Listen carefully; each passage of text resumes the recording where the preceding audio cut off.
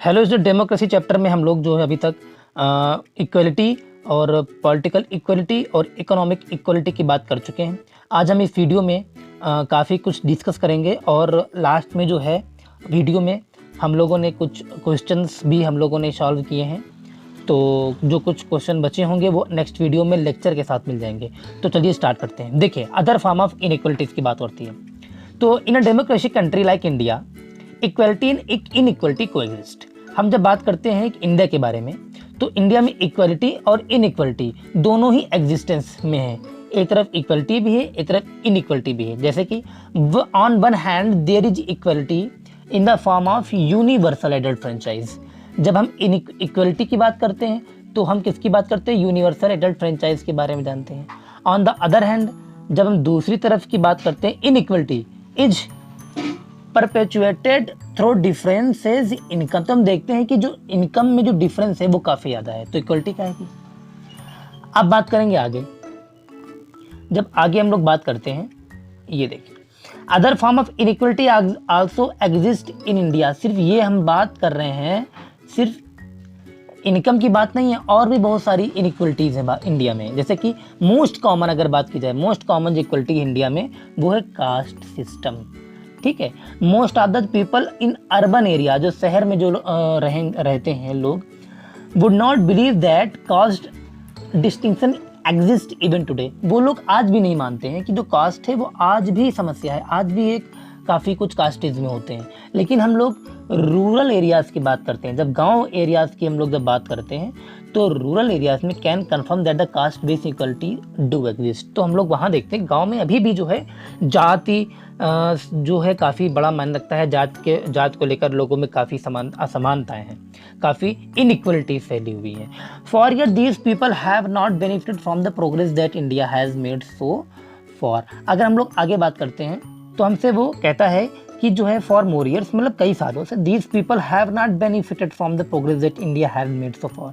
इन लोगों ने उतना बेनिफिट इन लोगों को नहीं मिला है जितना भारत ने प्रोग्रेस किया। भारत जितना प्रोग्रेस किया है, तो लेकिन ये जो इनइक्वलिटीज़ में निचली जात वाले, ये जो जात सिस्टम फैला हुआ है, कास्ट सिस्टम से जो छूते लोग रहते हैं, तो इनसे ये लोग अभी वो चीज़ हासिल नहीं कर पाए जो पूरा भारत गेन कर गया। तो पूरा भारत सब आगे बढ़ गया, लेकिन वो आज भी वहीं पर रह गए। उसके बाद बात करते हैं हम लोग, many of these caste and tribes live in remote and inaccessible areas. बहुत सारी तो कास्ट और ट्राइब्स मीन्स जनजातियाँ जो होती हैं वो ऐसी जगह पर रहती है जहाँ पर हम लोग कंट्रोल ही नहीं कर सकते। इनएक्सेसिबल एरिया, जहाँ पे पहुँचना बड़ा कठिन है, वो ऐसी जगहों पर रहते हैं। There could not be integrated into the mainstream society. तो जिससे कि वो लोग, सोसाइटी जो डेवलप हो चुकी है, हम लोग जो आगे बढ़ चुके हैं, उस सोसाइटी से वो लोग जुड़ नहीं पाए, वो पीछे रह गए।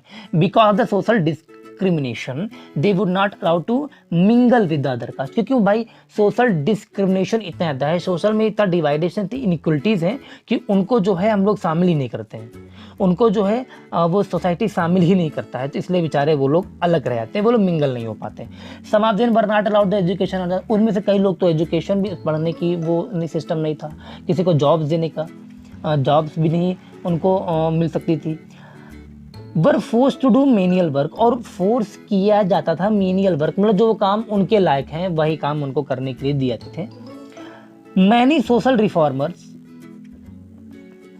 have tried to end the discrimination in the society, have the word and the upliftment। देखिए थोड़ा सा फॉन्ट में थोड़ा मिल गया है, लेकिन मैं जो पढ़ रहा हूँ उसको आप समझिए। Upliftment of the deprived section of the society. कह रहा है कि बहुत मैनी जो सोशल रिफॉर्मर्स हैं उन लोगों ने जो है ये डिस्क्रिमिनेशन को एंड करने के लिए सोसाइटी में जो है काफ़ी अपलिफ्ट करने के लिए बहुत सारे काम किए। जैसे कि आपको नाम याद कीजिए, राजा राम मोहन राय हो गए, इन्होंने जो है बैकवर्ड लोग को उठाने के लिए काफ़ी काम किया। राजा राम मोहन राय हो गए, ईश्वर चंद्र विद्यासागर हो गए, दयानंद सरस्वती हो गए, गांधी जी हो गए।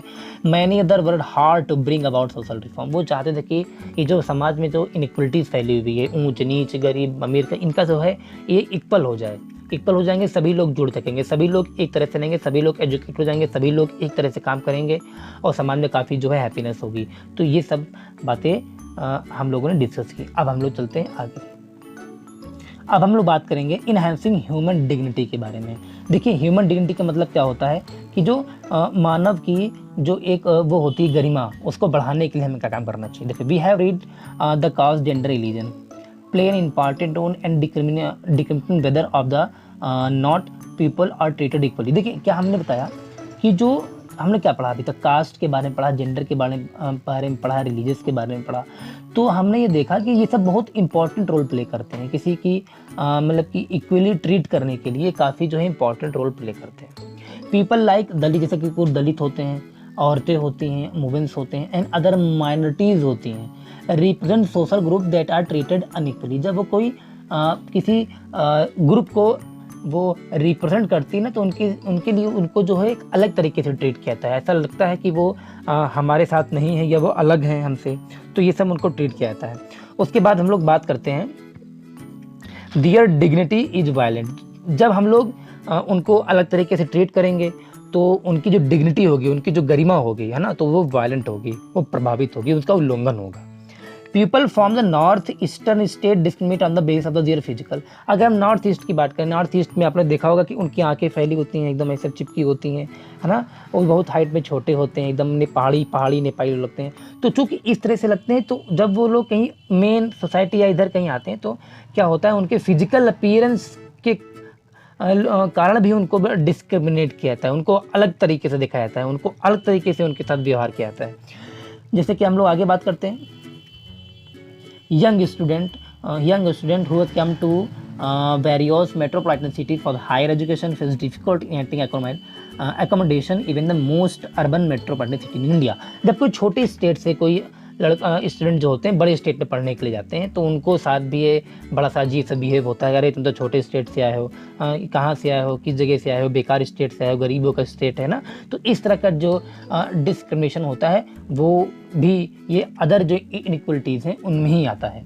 उसके बाद बात करते हैं हम लोग आगे, this discrimination is prohibited by the constitution. लेकिन ये सब जितने भी ये डिस्क्रिमिनेशन है ना, ये प्रोवाइड किए गए कॉन्स्टिट्यूशन में, हमारे संविधान में सबको बराबर देखा गया है, तो ये इन सबको रोका गया है।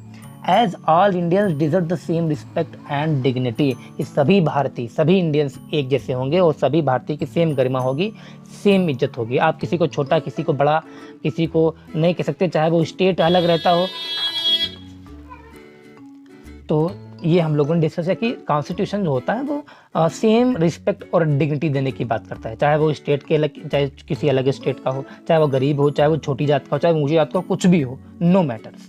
ओके नेक्स्ट, अब हम लोग क्या देखेंगे, देखिए अब हम लोग क्या देखेंगे कि जो कुछ इम्प्लीमेंट्स किए हैं, कुछ इम्प्लीमेंट्स क्या हुए हैं वो देखते हैं हम लोग। आइए देखिए, जब हम लोग इम्प्लीमेंट्स की जब हम लोग बात करते हैं तो implements of the equality bye the government ने कुछ इम्प्लीमेंट किए हुए हैं तो इक्वलिटी के लिए। तो देखते हैं क्या काम उन्होंने किया है। तो पहले की स्कीम चलाई है, उसे हम लोग याद रखेंगे, मिड डे मील स्कीम। आपको याद रखना है, मिड डे मील स्कीम, मध्याह्न भोजन योजना इसे बोला गया है। तो मिड डे स्कीम आपको जो है ये क्वेश्चन बन सकता है कि ये कोई इंप्लीमेंट कोई एक स्कीम बताइए आप, तो आपको याद रखना है मिड डे मील स्कीम। तो ये one of the step taken by the government to promote equality in the introduction of the national programme of nutrition support to primary education. तो प्राइमरी एजुकेशन में ये एक न्यूट्रिशन सपोर्ट प्रोग्राम था जो कि government ने चलाया था। क्यों चलाया था? ये इक्वलिटी को प्रमोट करने के लिए कि सब लोग एक जैसे हैं। ये एक टाइप की छोटी सी कोशिश या स्कीम थी। योजना तो बड़ी थी लेकिन कोशिश छोटी थी। आगे, क्योंकि भाई कोशिश छोटी, इसलिए कोशिश तो बड़ी है भी बोल सकते हैं, क्योंकि भाई उसके बावजूद भी लोगों में आज कहीं ना कहीं क्या है कि जात कास्ट को लेकर काफ़ी एक दूसरे से विभिन्नताएं रहती हैं ना, काफ़ी डिफरेंसेस रहते हैं, उनकी जो थॉट्स होते हैं, उनके जो गेनिंग्स वर्क होते हैं, तो हर चीज़ में डिफरेंस होते हैं। तो इस popular known as the mid day meal scheme, तो इस टाइप की योजना को क्या बोला गया? इस स्कीम को बोला गया मिड डे मील स्कीम। ठीक है, ये तमिल लिखा हुआ है। उसके बाद Tamil Nadu was the first state in India to introduce mid day meal scheme. अगर आपसे पूछो कि भारत में कि पहली बार किस स्टेट में मिड डे मील जो है वो इंट्रोड्यूस हुआ था, तो आपको याद रखना है तमिलनाडु वो स्टेट था जहाँ पर मिड डे मील ये इंट्रोड्यूस हुआ था। अच्छा, ये क्या मिड डे मील में क्या होता है कि जो स्टूडेंट होते हैं प्राइमरी एजुकेशन में, प्राइमरी 1 to 5 वाले, उनको जो है फ्री खाना जो है स्कूल में दिया जाता है। ठीक है, अब आगे पढ़ते हैं हम लोग। देखिए अब यहाँ पे क्या डिस्कस कर रहे हैं कि 2001 की बात हो रही है। The Supreme Court asked all state government to begin this programme to school within the 6 month. और सुप्रीम कोर्ट ने तब ये भी कहा था कि जो है 2001 में कि जो है ये जो स्कीम है ये 6 मंथ के अंदर लागू हो जानी चाहिए। आपको हर स्कूल में, हर गवर्नमेंट स्कूल की बात हो रही है, ओके, गवर्नमेंट स्कूल की बात हो रही है, तो गवर्नमेंट स्कूल में ये स्कीम लागू हो जानी चाहिए 6 महीने के अंदर।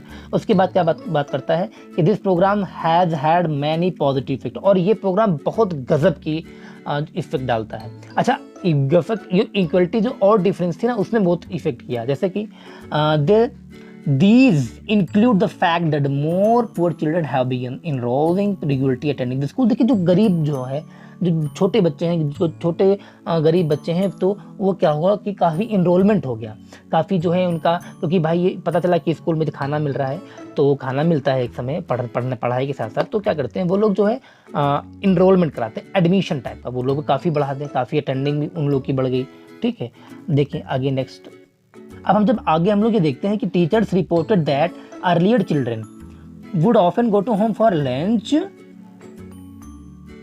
And then not return to the school. Okay, तो टीचर ने रिपोर्ट ये दी थी कि जो है बच्चे जो हैं भाई गरीब घर के, तो वो घर का जाते थे खाना खाने के लंच में, एंड नाउ मिड डे, और उसके बाद नॉट रिटर्न, और उसके बाद वो मतलब कि घर आते ही नहीं, घर से स्कूल आते ही नहीं थे।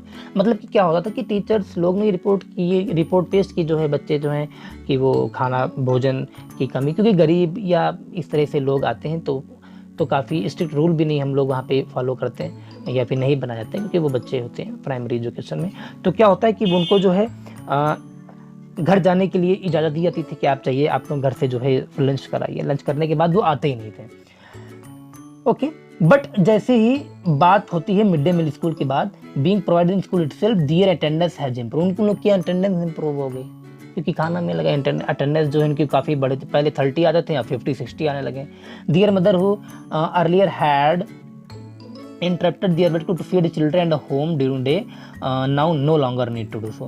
पहले जो इनके छोटे घर थे वो मान लेते हैं किसी की पेरेंट्स जो हैं काम करते हैं कोई गरीब घर के बच्चों में, तो अपने बच्चों को उस टाइम में खाना देने में काफ़ी दिक्कत होती थी। तो अब जब स्कूल में ही मिल रहा है तो हम लोग को उनको आसान हो गया, उनको काफ़ी आराम हो गया। ठीक है, programme also help to reduce caste distinction as children of both upper caste and lower caste. देखिए क्या हो रहा है, ये प्रोग्राम में कास्ट पे भी काफ़ी थोड़ा इफेक्ट डाला है। क्या डाला है वो देखते हैं हम लोग। यहाँ पे क्या होता है, जब खाना देंगे तो चाहे वो लोअर कास्ट के हो चाहे वो अपर कास्ट के हो, सब बैठेंगे तो एक साथ खाना खाएंगे। It has also brought about the distinct social change, तो ये जो है काफ़ी सोशल चेंज ला सकता है। ठीक है, women particularly Dalit women people who economical disadvantage sections have been employed as cooks as assistant. अच्छा, अब जो वहाँ पे जो खाना बनाते हैं, अब भाई जो इस खाना दिया जाएगा प्राइमरी स्कूलों में, तो खाना बनाया जाएगा। पहले तो बनाएगा कौन, बनाया उनको जा रहा है जो वुमेन्स हो गई, पर्टिकुलर जो दलित लोग हो गए, निचली जात वाले। ठीक है, उनकी जो महिलाएं होती हैं जो जिनको कहीं पे एम्प्लॉयड नहीं हो पाती हैं, तो उनको जो है कुक्स और असिस्टेंट बना दिया था, तो उनको भी पैसे मिलते हैं, उनका भी घर चलता है और बच्चों को खाना भी मिलता है। अब बात करें, this is the small way help the addressing gender and caste inequality, और ये छोटा सा एक तरीका होता है जो कि जो है जेंडर और जो कास्ट की जो इनइक्वलिटी है उनको दूर कर सके हम लोग। ओके, तो उम्मीद करते हैं काफ़ी अच्छा आप लोगों को समझ आया होगा। अगर आपको नहीं समझना तो दोबारा वीडियो दे सकते हैं, इसमें कुछ ऐसा टफ नहीं है, बस थोड़ी सी हम लोग को नॉलेज गेन करनी है। तो अब जैसे कि मिड डे मील स्कूल की बात की जाए तो मिड डे मील स्कूल पहले तमिलनाडु में स्टार्ट हुआ था। ठीक है, अच्छा mid day meal school start कभी तो आपको बता दें 15 अगस्त को याद रखिए, 15 अगस्त 1996 में स्टार्ट हुई थी, आपको ये याद रखना है, 15 अगस्त 1996 में। अच्छा, उसके बाद बात करते हैं नेक्स्ट। अब हम लोग डिस्कस कर लेते हैं अपने कुछ क्वेश्चंस पे, तो अपने कुछ क्वेश्चन को डिस्कस कर लेते हैं और इन क्वेश्चन को आपको जो है अपनी कॉपी में, अपनी फेयर कॉपी में, अपने नोट्स में नोट कर लेना है। तो देखिए हमारा फर्स्ट क्वेश्चन डेमोक्रेसी का सिविक्स में क्या है। What do you understand by the democracy, हमने लेक्चर में डिस्कस किया हुआ था। The word democracy from the demos which means people and creds means power, hence the democracy is rule of people or by their representatives under a free electoral system। ठीक है, हम लोग ने discuss किया हुआ है अच्छे से, इसलिए मैं इसको डीपली नहीं एक्सप्लेन कर रहा हूँ। अब सेकंड क्वेश्चन हम लोग देखते हैं, which are the two pillar of the democracy. Most important question, justice and equality are the two pillars of democracy. Okay, third question, what is the political equality. जब political equality हम लोगों ने discuss किया था तो उसमें उसी का क्वेश्चन आया है। What is the political equality? Political equality is that equal right should given to vote, also contest in election irrespective of caste, creed, religion, economic status. Okay, political equality में यही था कि सबको इक्वल वोट देने का जो है अधिकार है, चाहे वो किसी भी धर्म का हो, किसी भी जात का हो, किसी भी चीज़ से जुड़ा हुआ हो, लेकिन वो वोट दे सकता है। ओके, तो ये हम लोगों ने 3 क्वेश्चन आज हम लोगों ने डिस्कस कर लिए हैं और अगली वीडियो में हम लोग थोड़ा सा एक लेक्चर और बाकी है डेमोक्रेसी का, उसके बाद उसके शॉर्ट क्वेश्चन हम लोग डिस्कस करेंगे, वो भी आपको नोट्स मिल जाएंगे। और उसके बाद आपको बचेगा एक्सरसाइज और कुछ लॉन्ग, तो वो हम लोग 2-3 अगली 2 वीडियो में कंप्लीट कर लेंगे। तो जय हिंद, जय भारत, मिलते हैं हम लोग अगली वीडियो में। Thank you.